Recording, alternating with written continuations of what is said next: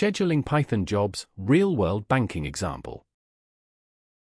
Learn how to automate repetitive financial tasks using Python job scheduling. See why scheduling is crucial for real-time banking operations. Understand common data and time pitfalls. Build real-world job schedulers for banking using pandas and schedule. Running the cell now. We import pandas because it is essential for handling banking data. We import NumPy for reproducible random data and calculations. We import the schedule module to schedule Python jobs easily. We import time to control timing and simulate real-time scheduling. We import warnings to suppress unnecessary warnings in the notebook. We set filter warnings to ignore so warnings do not distract our workflow. Running the cell now. Core data concepts in job scheduling. Banking data is often timestamped and processed in batches. Data frames can represent transaction logs to be processed. Scheduling errors usually occur because of time zone mismatches or missed intervals. Running the cell now. Before we schedule jobs, let us practice creating a synthetic banking transaction log. First, we set a random seed to 42 for reproducibility. We define the total number of transactions. We set the total number of customers. We create a data frame to simulate transactions. Each row will get a unique transaction identifier. Customer IDs are assigned randomly to transactions. Amounts are drawn from a normal distribution to mimic real-world banking. Transaction types are set as either debit or credit. Channels such as ATM, online, branch, and POS are assigned at random. Date and time for each transaction are generated hourly. This data frame now represents our synthetic banking data. We print the shape of the data to confirm its size. Finally, we preview the first 3 transactions. Running the cell now. This output shows a synthetic banking transactions data frame with 1,000 rows and 6 columns, representing hourly timestamped data for different customers and transaction types. Notice the sequential hourly dates and diverse channels, which are crucial for simulating realistic batch processing and detecting scheduling or time zone errors later in the workflow. This setup lays the foundation for handling time-based transaction logs in job scheduling systems. Can you think of an example where daily automation of processing this data would be useful? Now let us define our first scheduled job. We define a simple function that prints when it is run. This function is our first scheduled banking job. We use schedule.every10.seconds.do to register the job. We confirm that the job is set up to run every 10 seconds. Running the cell now. This output confirms that the job scheduling code has successfully registered a task to run every 10 seconds, illustrating how simple jobs can be scheduled in a banking context. Notice the explicit message which reassures us that the schedule setup is correct, a crucial step before addressing more complex timing issues like time zone mismatches. This lays the foundation for automating batch processing of timestamped banking data.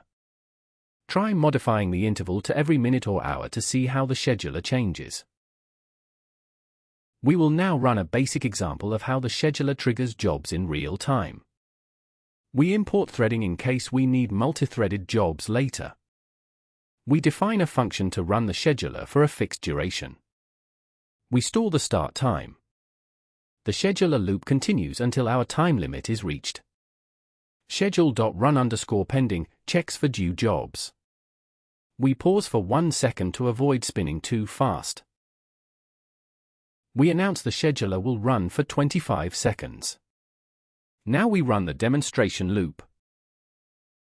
Running the cell now.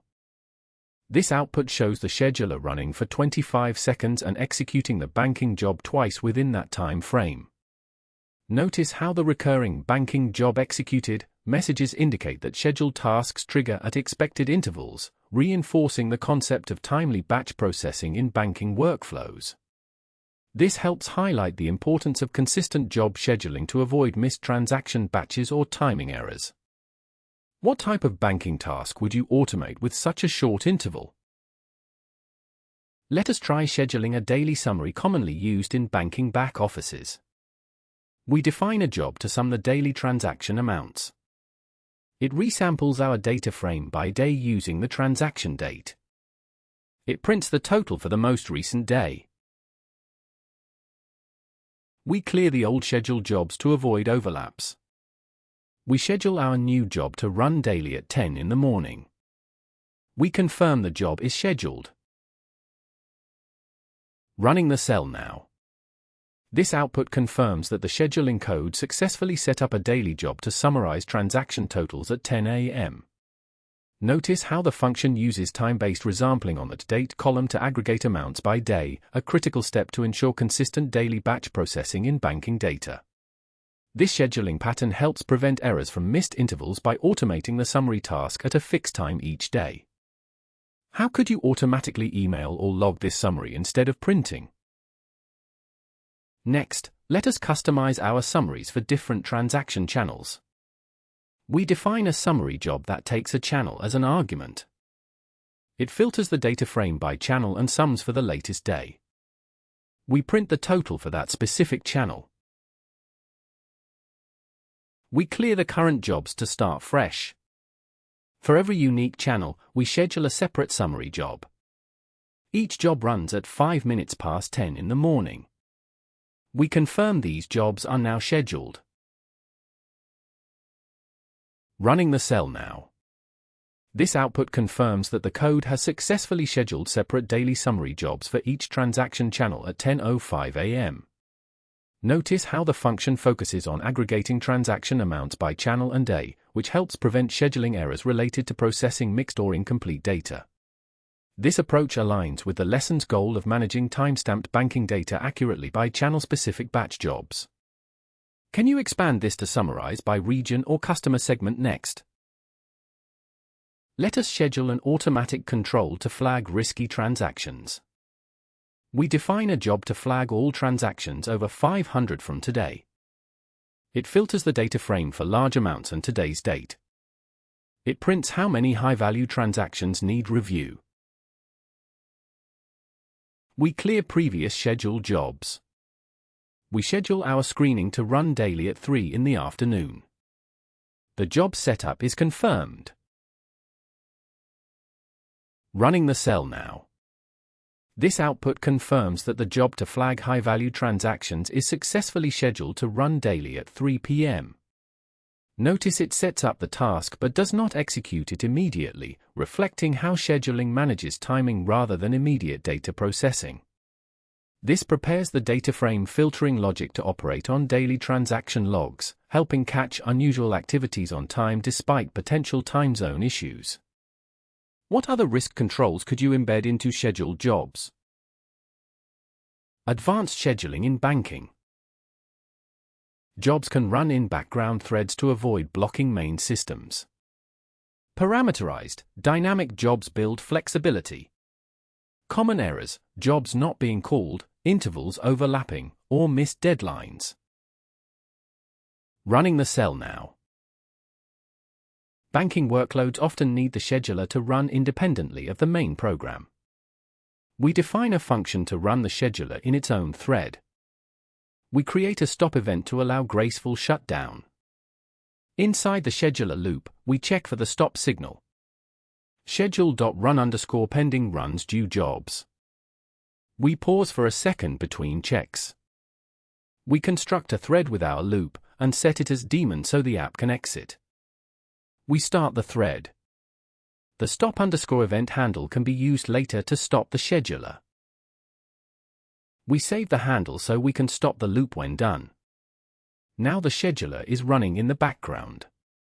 Call stop_handle.set to halt. Running the cell now.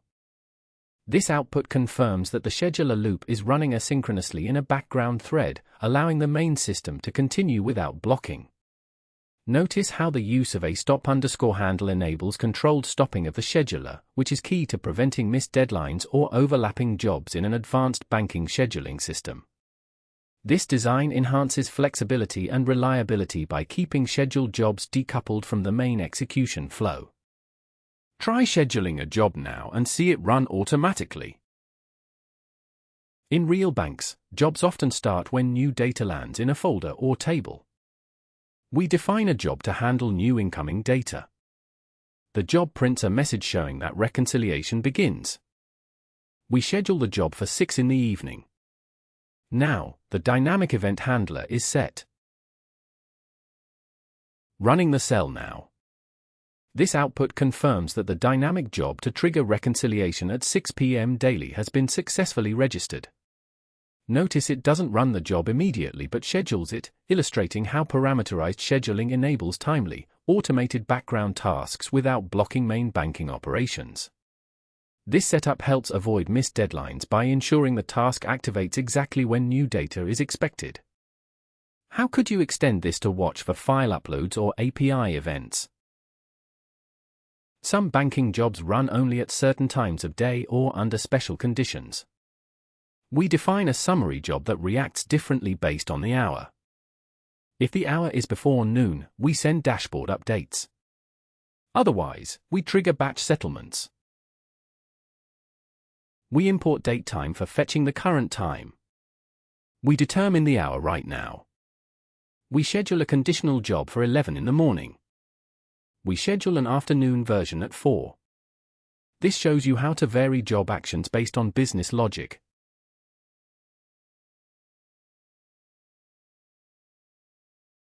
Running the cell now. This output confirms the scheduler is set with condition-based jobs without errors, reflecting successful parameterized job setup. Notice how different times trigger different logic paths, morning versus afternoon, highlighting dynamic scheduling to match banking workflows.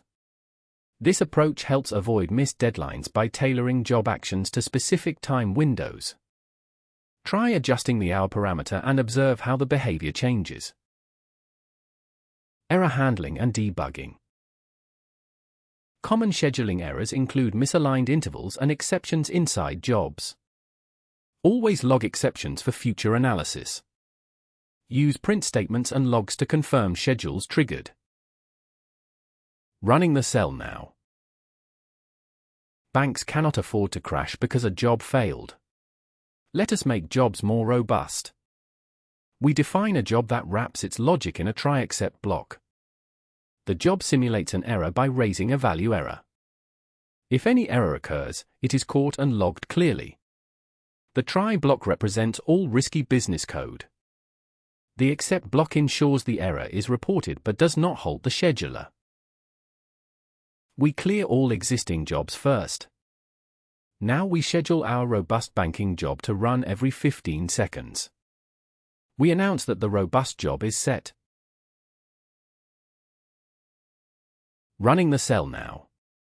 This output confirms that the robust job with built-in error handling has been successfully scheduled every 15 seconds. Notice how the print statement serves as a checkpoint, ensuring the schedule was set without executing the job yet, key for debugging timing issues before runtime errors occur. This practice helps catch and log exceptions inside scheduled jobs to maintain reliable scheduling. How could you centralize all errors to a log file in a real system? When schedules get complex, always check the current job queue for mistakes. We loop over all currently scheduled jobs. Each job object is printed to show its scheduled interval and function. Running the cell now. This output shows the currently active scheduled job, confirming that a job is set to run every 15 seconds. Noticing the interval and function name helps verify the schedule is correctly configured, which is key for catching misaligned intervals during debugging. Printing scheduled jobs like this ensures the timing and targets match your intent before the scheduler runs. Spot a misconfigured or duplicate job. Remove it with schedule.clear. If you register a temporary job, you may wish to remove or replace it after testing. We define a function representing a cleanup job. Inside, the job just prints a statement. We schedule this job to run every minute. Now we clear jobs matching this function to remove it. We confirm that the job was created and then removed. Running the cell now. This output confirms that the job was scheduled and then immediately removed, demonstrating safe job cleanup. Notice that no job-related print from cleanup_fun appears, indicating it never ran. This highlights how using schedule.clear with a function reference prevents unintended executions, an important debugging step to avoid lingering or misfired jobs.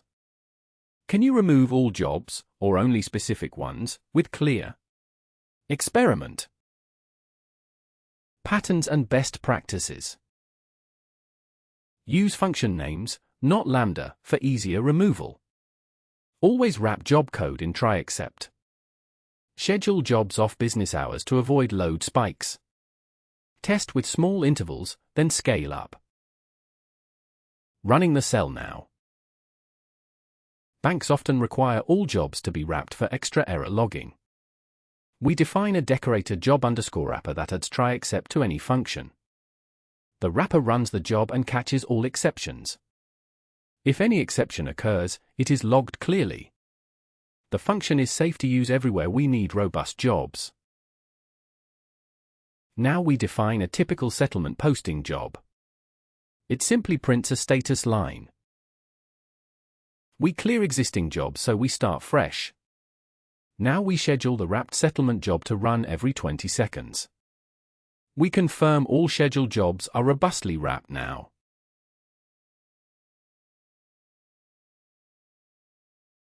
Running the cell now. This output confirms that the scheduling code successfully wrapped the log_settlement job with the robust job_wrapper, aligning with the lesson's best practice to handle errors gracefully. Notice how the code ensures any exceptions in the job are caught and logged, preventing crashes during scheduled runs. This pattern is key to maintaining reliable job execution, especially when scaling up schedules or running during off hours. What would you log in production besides just the error message?